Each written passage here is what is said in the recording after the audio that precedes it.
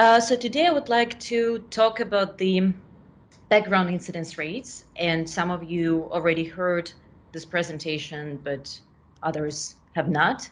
And of course, this study that was published in Frontiers in Pharmacology this year could not be possible without all of the co-authors and collaborators, and we greatly appreciate everybody who collaborates with us and impacts the research that we do. And to give you some background on why we decided to do this study, well, it's all started with the COVID vaccines, as a lot of research that is done now.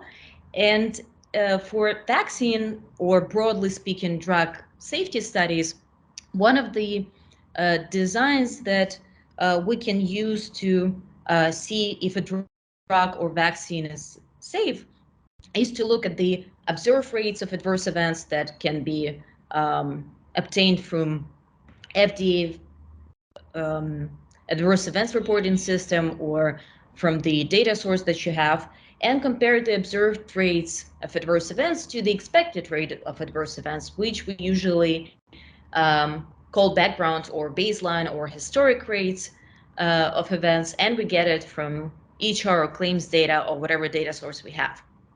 And a lot of focus has been placed on the observed rate of events and how to make sure that we accurately capture the events after the drug exposure, but yet we still have the background rates, which also have to be calculated accurately. And that may sound as an easy endeavor, but in fact, the incidence rates have multiple components that go into the calculation. We have to identify new cases, so we have to figure out how we decide whether that's a new case or not. We find new cases over a specified time period, time at risk, so we have to figure out what time at risk we use. And then, of course, the denominator is the percent time of the population that we're studying, and we also have to figure out what population we include. So there are a lot of components that go into this equation, and this is why when you look at the literature for some of the conditions, you see a very high spread. As you can see on the bottom, for example, for stroke, the incidence has to be estimated from 4.6 to 675 cases per 1,000 person years in different studies. So you do see high variation. Yet we don't really know what factors influence the background rates and to what extent. And this is why we decided to conduct this experiment very much in the spirit of Odyssey. We wanted to examine different 15 adverse events from the Brighton list, because that the rationale behind it was the COVID vaccines. We tested different clean windows, different case identification strategies. Then for the population, we took patients in the data source observed from 2017 to 2020, and we stratified these populations based on the age groups, based on their condition groups. We had chronic conditions as a subgroup, pregnant patients as a subgroup, and so on and so forth. We also stratified by sex and race, and then we looked at the different time at risks, and we examined different index date for the time at risk, different time at risk starts regarding the index date, 5 different time at risk durations, and we also looked at the different years and seasons.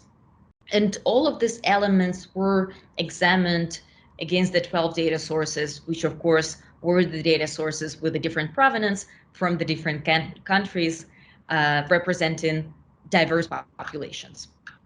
And that all together ended up being really 10 small research questions of the influence of the different factors. And for each of the questions, we computed the incidence rates of adverse events and incidence rate ratios. And then, because we had 12 data sources, we also conducted random effect model meta-analysis to get the pooled estimates across data sources. And to look at the findings, what you can see here is the overview of the influence of the different factors. And let's go one by one. The very first thing that, of course, you can see is that age has a huge impact on incidence rates. Depending on the age group that you choose, the incidence rate can vary up to a factor of 1,000, which really points out at the fact that you really want to make sure that you're examining the right age group, and the age group represents the age group that you'll be using for your observed rate. Then the next factor that influences incidence rates is the data source. Of course, we saw a lot of heterogeneity depending on the data source, and that again points out that ideally for the observed to expected rate, you want to use the same data source for both of the elements. Then the next factor is the index date or anchoring. And I want to focus on that a little bit more because this is something that has not been really examined before. So whenever you have the exposed group in any study, pretty much, you have the clear index date that you anchor those patients on. That can be a drug exposure date or vaccination date or your procedure date. And it's pretty much clear. You have the clear index date. Then in the unexposed group, or when you compute your observed rate, it's not really clear because you don't have this drug exposure date. So what should this date be? Should it be January 1st, as a lot of researchers do, or some random date, or maybe visit, or maybe something else? It's not really clear, and the impact of this choice has not been really examined before. And if we want to look at the influence of anchoring on the incidence rates, what you can see here are the plots for all of the conditions that we examined. And on the x-axis, you see different time at risk windows.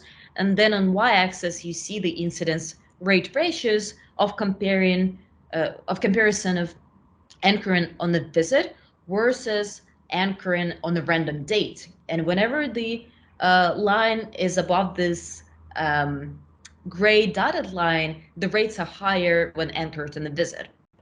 So you can really see that for short time at risk intervals, anchoring on the visit gets you really high incidence rates when compared to anchoring on the date. And this effect is observed for all of the conditions, for all of the databases, and pretty much for all time at risks, even up to a year of time at risk. So it's really important to think hard about your anchoring, about your index date when you have an unexposed group. And then when we go back to the other factors, we see that pretty much race, gender, season, and clean window choice also have an impact on the incidence rates, although the magnitude of this impact is of course smaller than the other factors. But it's still important to consider those elements when you compute your background rate. And essentially, the key findings can be summarized as follows. The very first thing that is crucial, that has great impact on the background incidence rates, is the age. The next factor that is really important, aside from the database, is the anchoring or the index date that you choose for your unexposed group. And that has impact on the incidence rates and also on the patient characteristics, which has been shown in our other papers. And that impact is the largest when it comes to the short time at risk windows. And also other factors are also important, but they have smaller influence. And there are also very practical implications of these findings.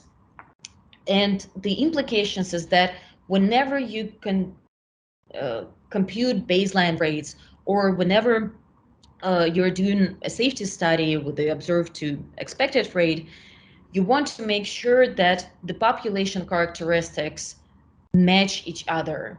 So ideally, you want to use the same database. If it's not possible, you want to make sure that the demographics match across those databases and populations.